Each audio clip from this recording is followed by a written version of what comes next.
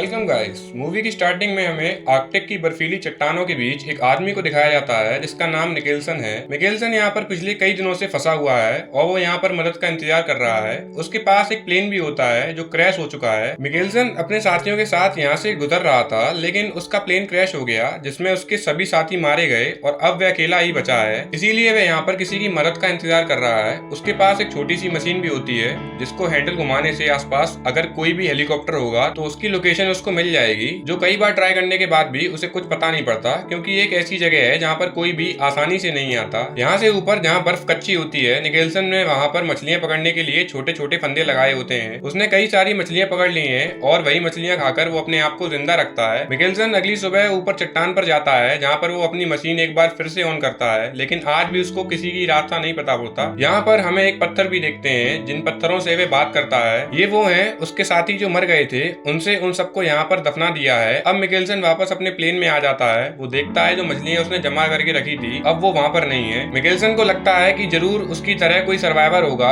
पर जल्दी उसे वहाँ पर पोलर बियर के पैरों के निशान दिखते हैं। वो समझ जाता है यहाँ पर कोई पोलर बियर है जो उसके ऊपर भी हमला कर सकता है, इसीलिए वो भागकर अपने प्लेन के अंदर पहुंच जाता है। अब मिकेल्सन के दिल में एक और डर है। वो डर है कि पोलर बियर जो कि बहुत खतरनाक होते हैं। वो अगली सुबह बाहर आता है तो देखता है कि चारों तरफ तूफानी हवाएं चल रही हैं, लेकिन वो मशीन को लेकर चट्टान के ऊपर जाता है ताकि वो किसी से मिल सके। पर जब वे मशीन के हैंडल को घुमाता है तो उससे ग्रीन लाइट जल जाती है, जिसका मतलब था कि आसपास कोई हेलीकॉप्टर है, पर चारों तरफ बर्फ की वजह से उसे कोई कुछ भी नहीं दिख रहा होता है। तब वो देखता है कि उसके सामने एक हेलीकॉप्टर है जो उसने एक फ्लेयर बनाया होता है, तो उसे फ्लेयर को जलाता है। अब फ्लेयर ने उसे देख लिया है। हेलीकॉप्टर उसकी तरफ आना शुरू कर देता है, लेकिन यहाँ पर हेलीकॉप्टर तूफान की चपेट में आ जाता है, जिस वजह से वो हेलीकॉप्टर भी क्रैश हो जाता है। निकेल्सन भागकर हेलीकॉप्टर के पास जाता है तो देखता है कि हेलीकॉप्टर की पायलट की मौत हो चुकी है, लेकिन उसमें एक लड़का भी होता है। अब मिकेल्सन हेलीकॉप्टर के दरवाजे को तोड़कर उसके ऊपर लकड़ी को दे देता है। अब मिकेल्सन हेलीकॉप्टर के दरवाजे को तोड़कर उसके ऊपर लड़की को लिटा देता है, क्योंकि वो उसकी जान बचाना चाहता है। अब मिकेल्सन उस लड़की को खींचता हुआ बड़ी मुश्किल से अपने प्लेन तक ले आता है। वो उसे प्लेन के अंदर ले जाता है, जहाँ पर लड़की को होश आ जाता है। वो उससे बात करने की कोशिश करता है, लेकिन लड़की को इंग्लिश नहीं आती और जो लड़की की लैंग्वेज होती है वो निकेल्सन को नहीं आती। निकेल्सन देखता है कि उसके पेट पर एक बहुत बड़ा जख्म है, जिससे वो स्टिचेस लगाता है। वो बार बार से बेहोश हो जाती है। इसके बाद निकेल्सन उसे एक नोट लिखता है कि मैं जल्दी तुम्हारे पास वापस आऊंगा। वो जल्दी से उस हेलीकॉप्टर के पास जाता है जहाँ पर पायलट की डेड बॉडी होती है। वो उस पायलट को वहां से दफनाकर उसके ऊपर पत्थर रख देता है, जिसके बाद वो हेलीकॉप्टर को चेक करता है जहाँ पर उसे एक आर्कटिक का मैप मिलता है, मतलब कि वो उस मैप के सहारे यहाँ से निकल सकता है। साथ ही उसे कुछ जमे हुए नूडल्स और एक स्टॉप भी मिलता है। पिछले कई दिनों से वो कच्ची मछलियां खा रहा है, क्योंकि अब उसके पास स्टॉप है, इसलिए वो खाना पका सकता है। निकेल्सन को वहाँ पर उस जख्मी लड़की और पायलट की फोटो मिलती है। उन दोनों के साथ एक छोटी बच्ची भी होती है। वो समझ जाता है कि ये एक फैमिली है और अब मिकेल्सन की वजह से पायलट की मौत हो चुकी है, क्योंकि उसी को बचाने के लिए पायलट अपने हेलीकॉप्टर को उसकी तरफ लाया था, जिस वजह से उसका हेलीकॉप्टर क्रैश हो गया था और उसकी मौत हो गई। निकेल्सन के दिल में इस बात का बहुत दुख है। वो सारा सामान लेकर अपने प्लेन में आ जाता है। तभी बाहर से उसे आवाज आती है और जब वो उस जगह जाता है जहाँ पर उसने मछलियों के लिए ट्रैप लगाया था, वो देखता है कि इस फंदे में बहुत बड़ी मछली फंस गई है, जिसे लेकर वो वापस अपने प्लेन के अंदर आ जाता है और स्टोव को जलाकर नूडल्स और फिश बनाता है, क्योंकि पिछले 6 महीनों से वो यहाँ पर फंसा हुआ है और आज 6 महीने बाद पहली बार उसने पका हुआ खाना खाया है। तो उस लड़की को भी कुछ खाना खिला देता है और उसने उसके बाद उस मैप को चेक करता है जो कि उस लड़की के हेलीकॉप्टर में मिला था। मैप को चेक करने उसे पता चलता है कि यहाँ पर कई किलोमीटर दूर एक ऐसा पॉइंट है जहाँ पर लोग हेलीकॉप्टर से आते हैं, जहाँ पर इन्हें रेस्क्यू किया जा सकता है। अब वो डिसाइड करता है कि लड़की को लेकर यहाँ से निकल जाएगा, क्योंकि जल्दी ठंड और भी ज्यादा बढ़ने वाली है। टेम्परेचर -40 to 50 डिग्री तक पहुंच जाएगा और इतनी ठंड में कोई भी इंसान नहीं बच सकता। इसलिए निकेल्सन डिसाइड करता है कि उस लड़की को अपने साथ लेकर वो उस पॉइंट तक जाएगा। हालांकि ये काम बहुत ही ज्यादा मुश्किल है और मिकेल्सन डिसाइड करता है कि वो उस लड़की की जान जरूर ही बचाएगा। इसीलिए वह बहुत सारी मछलियां पकड़ता है, साथ ही कुछ पीने खाने की भी व्यवस्था रख लेता है और प्लेन में एक नोट छोड़ देता है कि हम तो यहाँ पर जिंदा थे, पर अब हम नॉर्थ की तरफ जा रहे हैं। और वो उस लड़की को अपने स्लीपिंग बैग के अंदर पूरी तरह से पैक करके एक प्लास्टिक के टप नुमा चीज के ऊपर लिटा देता है और उसे खींचता हुआ लगातार आगे बढ़ना शुरू कर देता है। पर निकेल्सन खुद भी यहाँ पर बहुत कमजोर हो चुका था, इसीलिए उसकी चाल बहुत ही ज्यादा धीमी हो जाती है। वो लगातार उस लड़की से बातें करता रहता है। उसके पास अब एक मकसद है, वो किसी भी कीमत पर उस लड़की की जान बचाना चाहता है, क्योंकि उसकी वजह से कहीं ना कहीं उसके हस्बैंड की मौत ही हुई है। निकेल्सन लगातार उस लड़की को खींचता हुआ आगे बढ़ता रहता है। कई घंटों बाद जब वह अपना मैप चेक करता है तो उसे पता पड़ता है कि अभी की दूरी तकरीबन 45 किलोमीटर है। इसे पार करने में तकरीबन 7 दिन लग जाएंगे, क्योंकि बर्फ में स्पीड बहुत ही ज्यादा कम हो जाती है। साथ ही निकेल्सन के अंदर ताकत भी बहुत कम ही बची हुई थी और सबसे खतरा है पोलर बियर का, जो कि इस इलाके में कहीं भी मिल सकते हैं। पूरा दिन चलने के बाद रात हो जाती है। अब रात को उसे कहीं ना कहीं ठहरने वाली जगह पर पर सोना होगा जहाँ पर ठंड कम हो, क्योंकि रात होने पर इस जगह का टेम्परेचर बहुत ज्यादा ही कम हो जाता है। इसीलिए वो बर्फ के अंदर गड्ढा करके एक छोटा सा टेंट बनाता है ताकि वो ठंड से बच सके। वो लड़की को अपने अंदर ले लेता है जहाँ पर वो खाना भी बनाता है। निकल्सन उसे लड़की के साथ पूरी रात वही टेंट में ही गुजारता है। अगली सुबह वो अपना सफर फिर से शुरुआत करता है। निकल्सन अब पहले से ही ज्यादा थक चुका है, लेकिन किसी भी कीमत पर वो उस लड़की को बचाना चाहता है। इसीलिए वो लगातार धीरे धीरे आगे बढ़ता ही चला जा रहा था। तभी उसके सामने एक बहुत ऊंची चट्टान आती है। वह चट्टान में वो अकेला तो चढ़ सकता था, लेकिन वो लड़की उसके ऊपर खींचकर नहीं ले जा सकता था। वह अपनी जेब से मैप निकालता है और मैप देखता है कि उसे पता चलता है कि चट्टान को पार करने का दूसरा रास्ता है, लेकिन अगर वो उस रास्ते से गया तो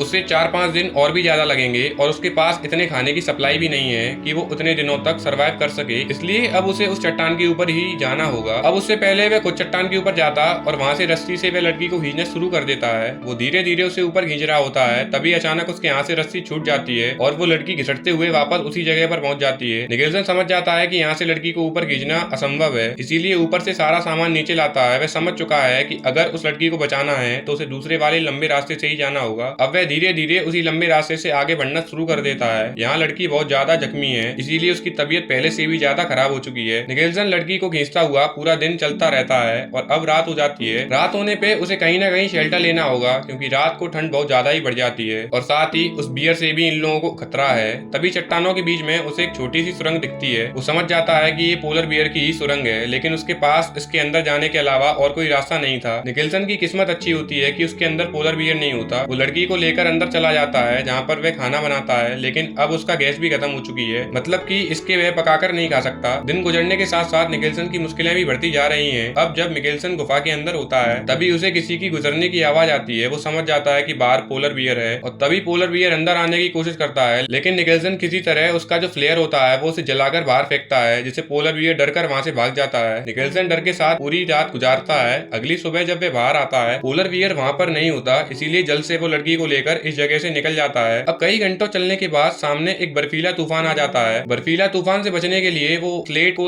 जिसके ऊपर लड़की को लिटा होता है वो उसे अपने सामने कर देता है और लड़की को पकड़कर वहीं पर ही लेट जाता है। कुछ देर बाद जब बर्फीला तूफान थम जाता है वो देखता है कि वो हर तरीके से बर्फ के अंदर दबा हुआ है। निकल्सन उस लड़की को भी चेक करता है। वो देखता है कि उसके मुंह से खून आ रहा है। वो उसके जख्म को चेक करता है जिसमें अब इन्फेक्शन हो चुका है। वो उस समय थम जाता है कि लड़की को बचाना अब नामुमकिन है, क्योंकि उसके जिस्म की हर तरह से हलचल नहीं होती। इसीलिए वो डिसाइड करता है कि उस लड़की को यहीं पर ही छोड़कर अकेला ही आगे का सफर शुरू करेगा। इसीलिए वो उसकी फैमिली की फोटोज रखकर अकेले ही यहाँ से निकल जाता है। हालांकि ऐसा करते हुए उसे बहुत तकलीफ हो रही होती है, लेकिन उसके पास इसके अलावा और कोई भी रास्ता नहीं है। अब जब वो कुछ ही दूर आगे जाता है तो एक खाई में गिर जाता है, जिसकी वजह से उसकी पैर की हड्डी टूट जाती है। यहाँ पर निकल्सन को एहसास होता है कि उसने उस लड़की को वहाँ पर छोड़कर बहुत गलत किया। उसे ये भी एहसास होता है कि शायद उस लड़की की वजह से वह जिंदा है। शायद ऊपर वाला भी चाहता है कि वो उस लड़की की जान बचाए, इसीलिए किसी तरह वह अपने पैर को बांधकर एक बार फिर से वहाँ पर आता है और उस लड़की के पास जाता है। उस लड़की को अब होश आ गया है। वो निकल्सन से पानी मांगती है। निकल्सन उसे पानी दे देता है। उसके बाद एक बार फिर से वह लड़की को स्लेट के ऊपर रखकर खींचना शुरू कर देता है। उसके पैर की हड्डी टूट चुकी थी, इसीलिए वो लकड़ी के सहारे धीरे धीरे आगे बढ़ रहा होता है। उसे बहुत दर्द हो रहा होता है, लेकिन वो किसी भी कीमत पर लड़की की जान बचाना चाहता था। इसीलिए वो धीरे धीरे आगे बढ़ते हुए उसे रेस्क्यू पॉइंट तक पहुंचा जाता है, जो कि एक हाइट पर होता है। वो लड़की को खींच के ऊपर नहीं ले जा पाता, इसीलिए वो सबसे पहले अकेला जाता है और देखता है कि वहाँ पर एक हेलीकॉप्टर है, जिसे देख उसे बहुत ज्यादा खुशी होती है। वो वापस नीचे आता है और लड़की को धीरे धीरे खींचा हुआ ऊपर जाता है। जब उसके सामने वो हेलीकॉप्टर और लोग होते हैं तो उसे बहुत दूर होते हैं। हालांकि निकल्सन फ्लेयर जलाता है, लेकिन वो उसकी फ्लेयर को नहीं देख पाते। इसीलिए निकल्सन अपनी जैकेट निकालकर उस पर आग लगा देता है, लेकिन इसका अभी भी कोई फायदा नहीं होता। जो लोग उस जलती हुई आग को नहीं देख पाते। निकल्सन लड़की को स्लीपिंग बैग से बाहर निकालता है। ये दोनों आवाजें लगाते हैं, लेकिन तब तक वो लोग हेलीकॉप्टर से उड़ जाते हैं। निकल्सन और वो लड़की पूरी तरह से टूट जाते हैं। वो समझ जाते हैं कि उनकी जिंदगी के आखिरी पल हैं। निकल्सन उस लड़की का हाथ पकड़कर वहीं बर्फ के ऊपर लेट जाता है। वो उस लड़की से माफी मांगता है। वो कहता है कि मेरी ही वजह से तुम्हारे हस्बैंड की मौत हो गई और अब तुम्हारी भी मौत का कारण मैं ही हूँ। उस लड़की के साथ साथ निकल्सन की भी आंखें बंद हो जाती हैं। तभी अचानक हम देखते हैं कि निकल्सन के बाल हिलना शुरू हो गए थे। दरअसल उनके पीछे हेलीकॉप्टर आ चुका है। उन लोगों ने इन दिनों को देख लिया था। वो इन दोनों को रेस्क्यू करने के लिए यहाँ पर पहुंच चुके हैं, जिसका मतलब ये है कि अब इन दोनों की जान बच पाएगी। निकल्सन पिछले कई महीनों से आर्कटिक बर्फीली पहाड़ियों में बीच फंसा हुआ था, लेकिन कभी उसे वहां से निकलने की कोशिश नहीं की थी। पर जब उसने देखा कि लड़की की हालत खराब है और वो अगर यहाँ से नहीं गया तो उसकी मौत हो जाएगी, तो उसने रेस्क्यू पॉइंट तक आने का फैसला किया। इसीलिए कहा जाता है कि हम अच्छा ही करने की कोशिश करें तो हमारे साथ भी अच्छा ही होता है। जिस तरह से निकल्सन ने उस लड़की की जान बचाई और वो खुद भी बच गया, इसी तरह से ये मूवी का एंड होता है। और दोस्तों, अगर मूवी पसंद आई हो तो तो एक लाइक और सब्सक्राइब जरूर करें। Thank you guys.